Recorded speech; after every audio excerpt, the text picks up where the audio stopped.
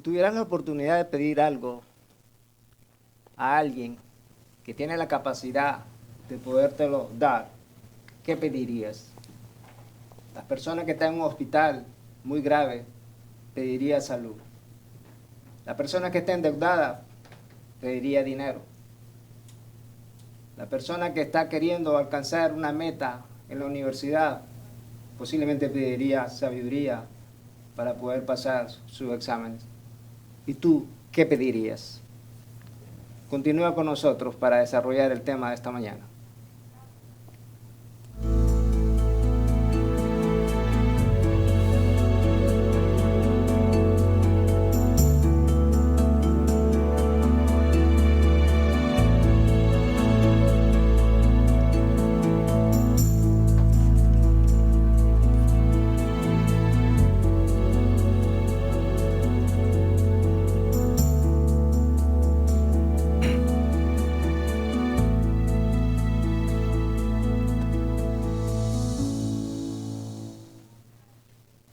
Bienvenidos, queridos amigos, familia, hermanos. Hermano Marvin, ¿cómo está usted? Bien, gracias a Dios. Aquí una vez más listos para un nuevo estudio, ¿no? Un estudio muy interesante porque nos está hablando, ¿no?, de algo que nosotros como cristianos tenemos que practicar. En la introducción hablábamos de que si tuviera usted la capacidad de poder obsequiarle a alguien y esa persona pudiera pedir cualquier cosa, hablamos de que las personas que están enfermas piden salud, las personas que están con deudas piden dinero, las personas que quieren alcanzar una meta universitaria pedirían sabiduría y los candidatos presidenciales pedirían ganar las elecciones. Exacto. En esta mañana vamos a estudiar algo sobre lo que Jesús nos ofrece a todos. ¿Qué es eso? Yo creo que es lo que más necesitamos, ¿no? Porque todos de cierta manera necesitamos algo o queremos adquirir algo, o queremos llegar a un cierto nivel, ¿no? Pero Jesús nos ofrece algo más por encima de todo eso, ¿verdad? Que es el privilegio de la salvación, ese poder que Él nos da a nosotros de poder vencer sobre todas las cosas. Hablando un poco del contexto, Pablo está hablándole a una iglesia que está sufriendo bajo un imperio. En ese tiempo el poder lo tenía ¿quién? Roma. Ese era el poder que ellos conocían. Estar bajo la esclavitud, bajo el dominio de Roma en ese tiempo, ¿quién los podría liberar? Pero Pablo le está escribiendo a una iglesia que está sufriendo y le dice a él que hay un poder sobre todos los poderes. En ese tiempo había mucha brujería, se creía mucho en la filosofía, se creía mucho en la magia y en todas esas cosas. Idolatría también, poder, Exacto. porque el ser humano siempre está buscando poder. Y como decíamos antes de entrar en el programa, los políticos quieren poder y una vez que están en el poder quieren cambiar hasta la Constitución para seguir en el poder, porque a los seres humanos nos gusta el poder. Pero la Biblia nos habla de un poder que es muy diferente a eso. ¿Podríamos entender un poquito más eso? Sí, Pablo está hablando de algo que él había experimentado.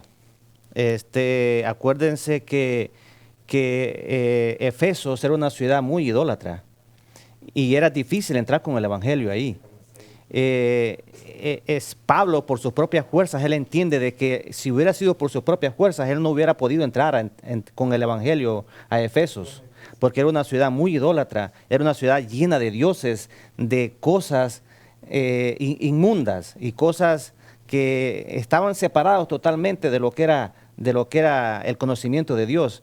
Entonces vemos de que él experimenta ese poder, que si él no hubiese experimentado ese poder, él no hubiera podido entrar a la ciudad de Efesos.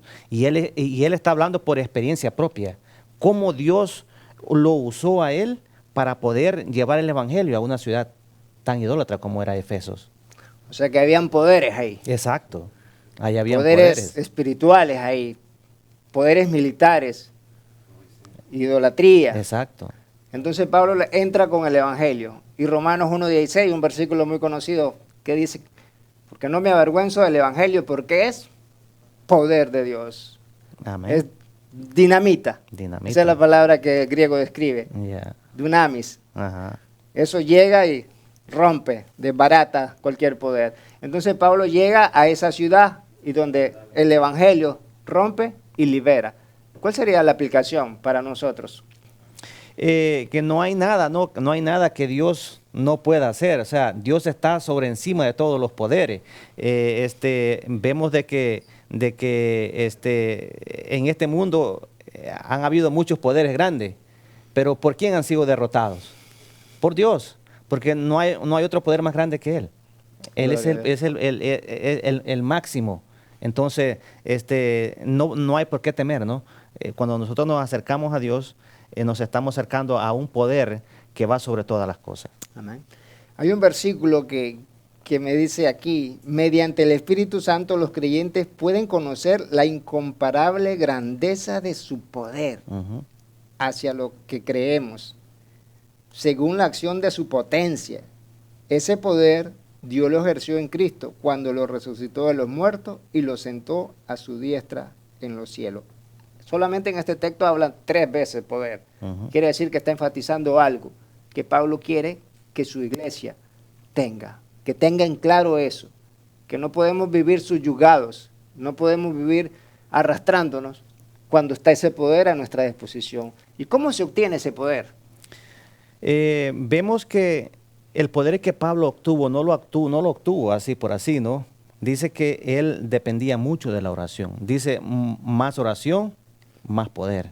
Dice que él dependía mucho de la oración. Pablo, cuando él estaba intercediendo por este pueblo, estaba preso. Imagínese usted estar preso y estar intercediendo por otra persona, por otro pueblo, por una iglesia de que él había fundado hacía como 3 años atrás. Más sin embargo, dice que él estaba intercediendo, orando por este pueblo, ¿verdad? Entonces vemos que Pablo era un hombre de oración, era un hombre que dependía de Dios, era un hombre que oraba todo el tiempo. Y por eso él tenía la capacidad de hablar por experiencia propia del poder que Dios le había dado a él. El poder no viene así por así, el poder viene de la oración. Pablo era un hombre de oración y se mantenía orando a Dios todo el tiempo y por eso Dios lo usaba grandemente a él. Uno de sus textos muy conocidos es orad sin cesar. Sin cesar, sí. Hay que estar de rodillas siempre. No, ¿verdad? Simplemente es comunicación con Dios. Es estar en armonía con el cielo. Es ir conduciendo su automóvil y puede estar en sintonía con el cielo. Es estar en tu trabajo y puedes estar en sintonía con el cielo. O sea, la oración es comunicación con Dios. Más que simplemente pedir. Porque normalmente vamos a Dios pidiendo. Pero Dios desea más que eso. Desea darnos su presencia continua, que es la que va a satisfacer nuestras necesidades mayores, que son las necesidades de adentro. Exacto, sí. Y algo que también que tenemos que tomar en cuenta es que más que orar y pedir, que no es malo, porque yo puedo pedir por mi salud y todo eso, ¿no? Pero algo importante que Pablo hacía era que él daba gracias. Daba gracias por las circunstancias, ya sea eran buenas o malas, por cualquier cosa Pablo daba gracias a Dios. Entonces, en la situación que él estaba en una cárcel y él estaba agradecido con Dios por lo que estaba pasando, porque desde ahí él podía también transmitir el Evangelio, llevar el Evangelio a otras personas, alentar a un pueblo que necesitaba aliento por la situación que se estaba viviendo en esa ciudad.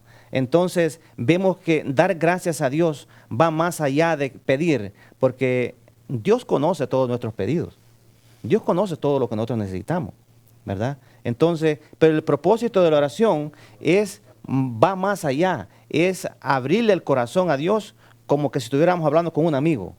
Con un amigo.